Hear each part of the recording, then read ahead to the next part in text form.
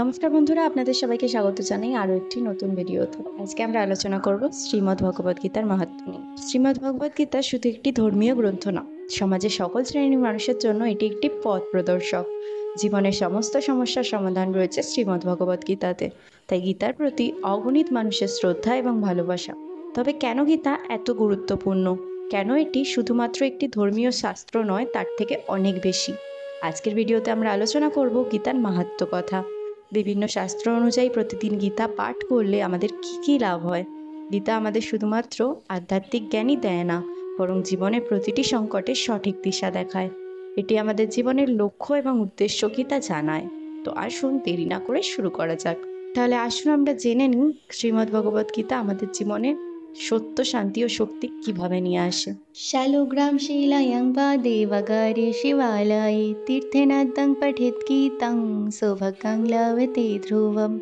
যিনি শালগ্রাম শিলার সামনে দেবাগারে বা শিবালয়ে তীর্থে ও নদীর তটে গীতা পাঠ করেন, তিনি নিশ্চিত সৌভাগ্য লাভের অধিকারী হন। জোহধিতে বিষ্ণু প্রর্বাহে গীতাং শ্রীহরিবাসরে শাপন জাগ্রত চলন তিষ্ঠন শত্রুভির্নো সহিয়াতে। যে ব্যক্তি বিষ্ণু পর্বদিনে, বিশেষত শ্রী হরিবাসর তিথি একাদশীতে গীতা অধ্যয়ন করেন, তিনি নিদ্রিত বা জাগ্রত অবস্থায় গমন বা অবস্থানকালে কখনোই শত্রু দ্বারা পরাভূত হন না। দেবকীনন্দনো কৃষ্ণ গীতা পাঠেন তুষ্যতি যথা ন বেদরিতানন যজ্ঞতীর্থ ব্রতাদিভি।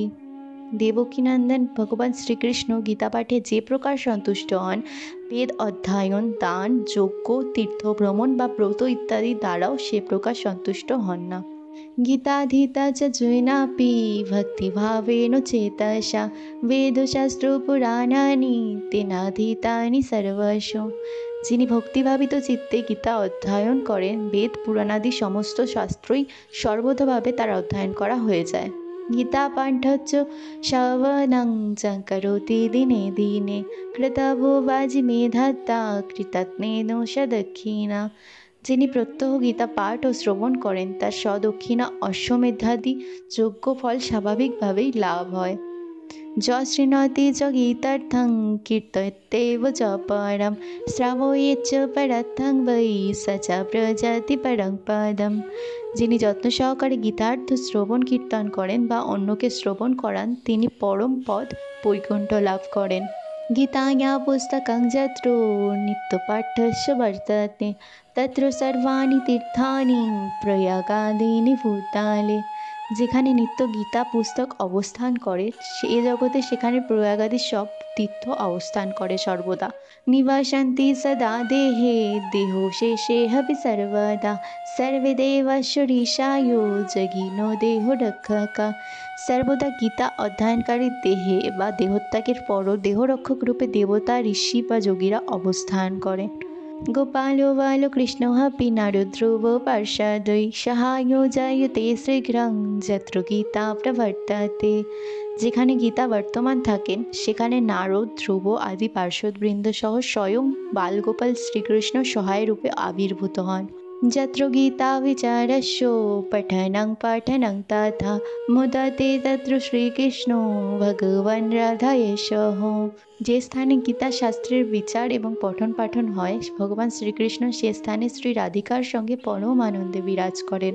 পাঠেহ সামর্থ্য সম্পূর্ণে তদর্থং পাঠমাচারিত তদা বহুদানজং পূর্ণং লভতে নাত্র সংশয়। সম্পূর্ণ গীতা পাঠে অসমর্থ হলে তার অর্ধাংশ পাঠ করবে, তাতে নিঃসন্দেহে গোদানজনিত পুণ্য লাভ হবে। ত্রিভাগং পঠমানস্তু সোমযাগ ফলং লভেত ষড়ংশং জপমানস্তু গঙ্গা স্নান ফলং লভেত। 1/3 গীতা পাঠে সোমযজ্ঞের ফল এবং 1/6 জপে গঙ্গা স্নান ফল লাভ করবে।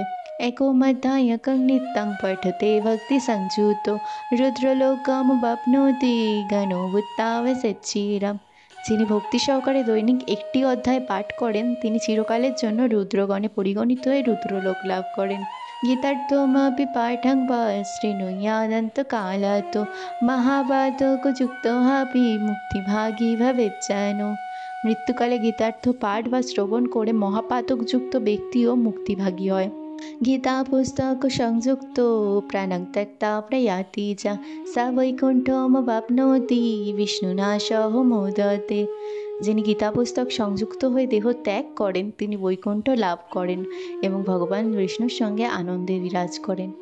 জোহভিমানিনো গর্বেন গীতা নিন্দাং করোতি চ সজতি নরকঙ্ঘরং জবুদাহুত সংপ্লবম।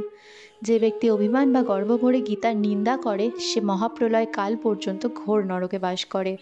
অহংকারেণ মূঢ়াত্মা গীতার্থং নৈব মন্যতে কুম্ভিপাকেষু পচ্ছেদ যাবৎ কল্পক্ষয়ো ভবেৎ।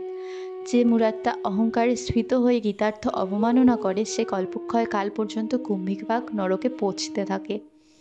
গীতার্থাগ্বচ্চ মানং জন শ্রীণতি সমাসাত সশুকার ভাবং জনি মনে কামোধিগচ্ছতি। সম্যকরূপে গীতার অর্থ কীর্তন করলেও যে ব্যক্তি তা শ্রবণ করে না সে পুনঃ পুনঃ শুকর্জনী প্রাপ্ত হয়। চৌচকৃতা চ গীতায়া পুস্তকং চ সমানায়েত ন তস্য সফলং কিঞ্চিৎ পঠনং চ বৃথা ভবেৎ। গীতা পুস্তক যে ব্যক্তি চুরি করে আনেন তার কিছুই সফল হয় না এবং পাঠও বৃথা হয়ে যায়। তো একজন সনাতনী হিসেবে গীতা পাঠ করা আমাদের প্রত্যেকের কর্তব্য। তো গীতা মাহাত্ম্য শোনার পর অবশ্যই গীতা পাঠ করবেন প্রত্যেক দিন, তাহলেই সেটি সফল হবে। আজকের মতো এই পর্যন্তই, দেখা হচ্ছে পরবর্তী এপিসোডে।